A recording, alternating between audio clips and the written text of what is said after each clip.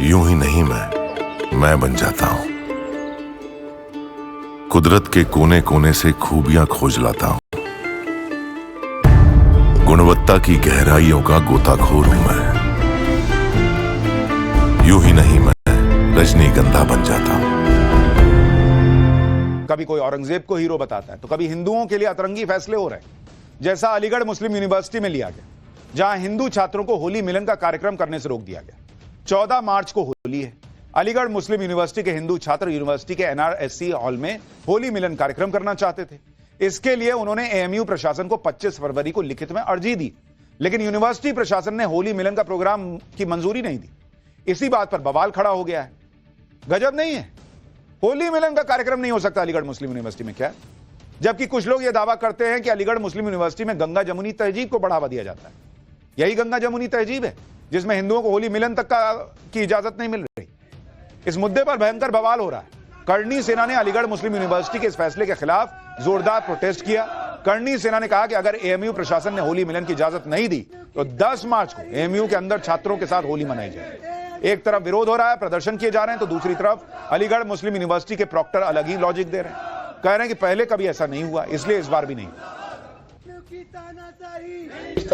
एक विशेष आयोजन के लिए एक विशेष परमिशन विशेष स्थान के लिए मांगी गई थी, उसके पक्ष में यूनिवर्सिटी में कभी भी इस तरीके के आयोजन के लिए कोई परमिशन नहीं दी गई है। इसलिए यूनिवर्सिटी ने अपना स्टेटस को मेंटेन रखा है।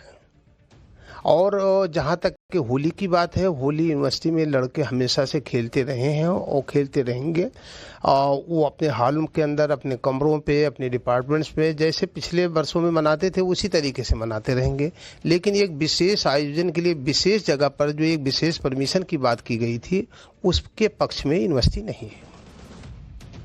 अलीगढ़ मुस्लिम यूनिवर्सिटी सेंट्रल यूनिवर्सिटी है जिसके लिए गाइडलाइन है, जिसे केंद्र सरकार से मदद मिलती है। उसके बाद भी इस तरह का भेदभाव हो रहा है, यह आरोप लग रहा है। यानी हाल यह है कि पीएम मोदी के सनातन की काट विरोधियों के पास नहीं है और इसी चक्कर में वो ऐसे मुद्दे उछाल रहे हैं जिससे लोग आहत हो रहे हैं। लेकिन मोदी सरकार डेवलपमेंट के जरिए इसका जवाब दे रही है, देश को इकोनॉमिकली मजबूत कर रही है। अगर देश अंदर से मजबूत है तो वो बाहरी दुश्मनों को भी करारा जवाब देने में सक्षम होता है, जैसा विदेश मंत्री एस जयशंकर ने किया। लंदन में विदेश मंत्री एस जयशंकर एक कार्यक्रम में हिस्सा लेने गए हुए थे। वहां एक पाकिस्तानी पत्रकार ने कश्मीर के मुद्दे पर सवाल पूछा कि इसका समाधान कब होगा। विदेश मंत्री एस जयशंकर ने 30 सेकंड में पाकिस्तानी पत्रकार के एजेंडे को ध्वस्त कर दिया। एस जयशंकर ने ऐसा जवाब दिया कि पाकिस्तानी पत्रकार की बोलती बंद हो गई। सुनिए आप। Removing Article 370 was one step, number one. Then restoring growth and economic activity and social justice in Kashmir was step number two. Holding elections, which were done with a very high turnout, was step number three. I think the path we are waiting for is the return of the stolen part of Kashmir, which is on the under illegal Pakistani occupation. When that's done, I assure you, Kashmir solved. 30 second में निपटा दिया S Jaishankar ने। कहा कि हम PoK ले आएंगे, उसके बाद खत्म हो जाएगी कश्मीर की समस्या जो आपको दिख रही है। विदेश मंत्री एस जयशंकर ने साफ कर दिया कि जिस दिन पाकिस्तान के कब्जे वाला कश्मीर भारत में शामिल होगा, उसी दिन कश्मीर की समस्या पूरी तरह खत्म हो जाएगी। एस जयशंकर की इस बात पर जम्मू कश्मीर के मुख्यमंत्री उमर अब्दुल्ला भी कहने लगे कि सरकार को पीओके वापस लाना चाहिए। ऐसा करने से किसी ने रोका नहीं है।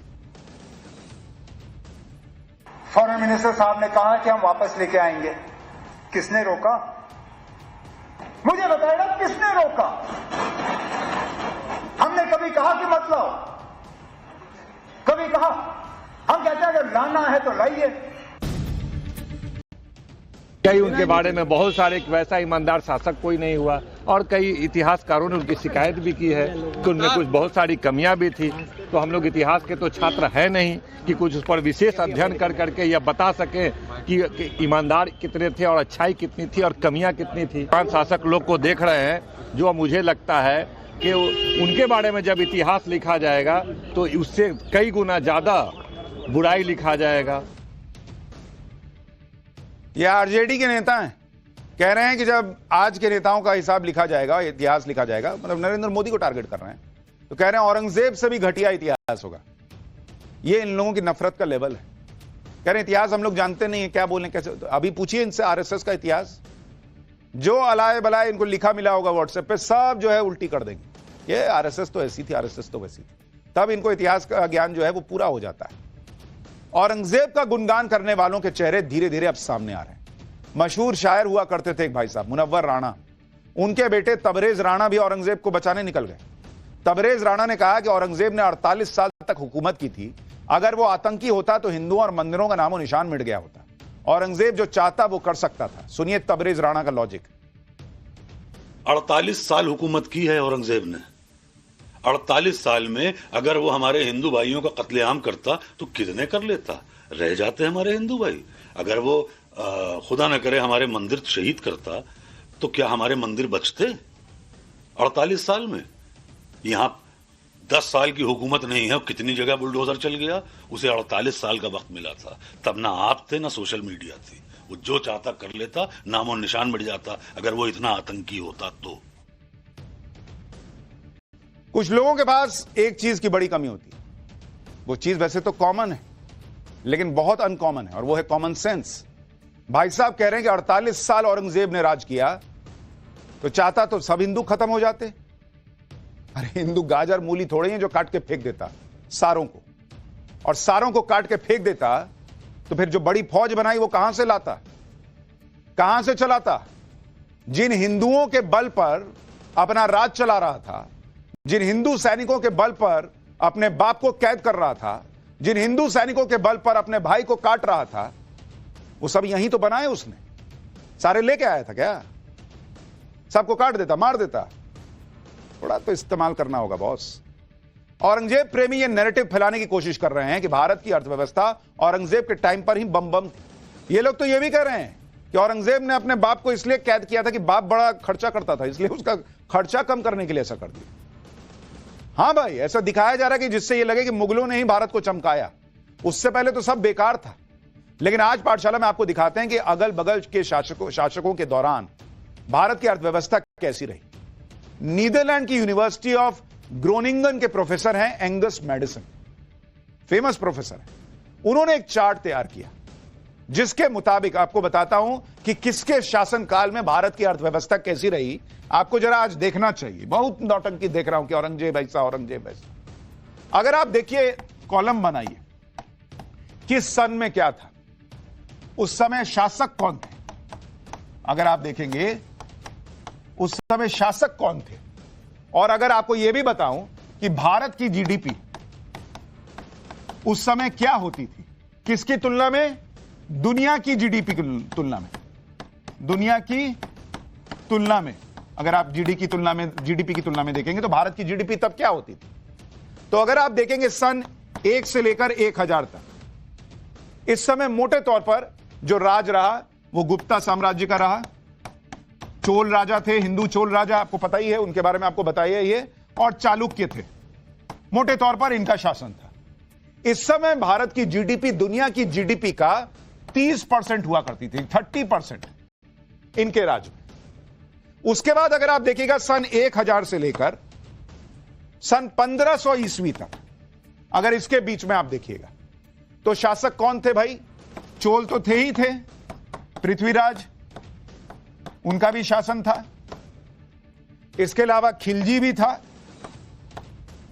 कुछ हिस्से में, और विजयनगर का एम्पायर था, विजयनगर।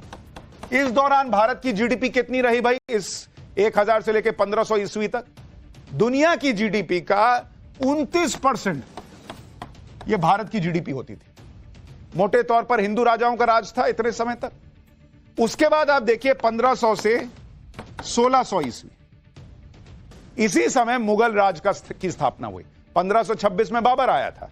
तो अगर आप इसको जोड़ लीजिए मुगल राज से कि भाई 1526 में मुगल राज आ गया था, तो भारत की जीडीपी कहां गई 1526 से लेकर 1600 तक के बीच में? भारत की जीडीपी दुनिया की जीडीपी का 24.5% रह गई। यानी जो जीडीपी थी 29% से गिर के 24.5% रह गई दुनिया की जीडीपी। यह मुगलों के राज में हुआ। उसके बाद 1600 से लेकर अगर आप 1700 ईस्वी तक देखिएगा, उस दौरान किसका शासन रहा? मुगल का ही राज रहा। इस दौरान मुगल राज में कौन कौन थे भाई? अकबर था, जिसकी बड़ी आपने कहानियां सुनी, जहांगीर, शाहजहां, औरंगजेब का अब्बू, और औरंगजेब। भारत की जीडीपी दुनिया की जीडीपी का 22.5% हो गई घटते घटते। ये वो महान औरंगजेब के राज में हुआ है, जिसके लिए लोग कह रहे हैं कि अरे सोने की चिड़िया बना दिया। अरे सोने की चिड़िया हिंदू राजाओं, चोल चालुक्य वगैरह के समय में थी, पता ही नहीं है तुमको। वो घटते घटते 22.5% पे आ गई। और अगर आप 1700 से 1800 ईस्वी के बीच में देखिएगा, इस दौरान मुगल घटे और मराठा बढ़े। थोड़ा मुगल मानिए और ज्यादा मराठाओं का राज मानिए, क्योंकि आपको याद होगा, अभी अगर आपने छावा फिल्म देखी है तो औरंगजेब 1707 में मर गया था। उसके बाद से मुगल काल नीचे आने लगा, डाउनफॉल, और मराठा स्ट्रांग होने लगे। इस समय भारत की जीडीपी जो घट के 22.5% हो गई थी दुनिया की जीडीपी का, वो फिर बढ़कर 24.5% पे पहुंच गई बॉस, 24.5%। यानी गुप्त साम्राज्य, जिन्हें अंग्रेजी में गुप्ता एम्पायर कहते हैं, उनके टाइम में जीडीपी बम बम हुआ करती थी।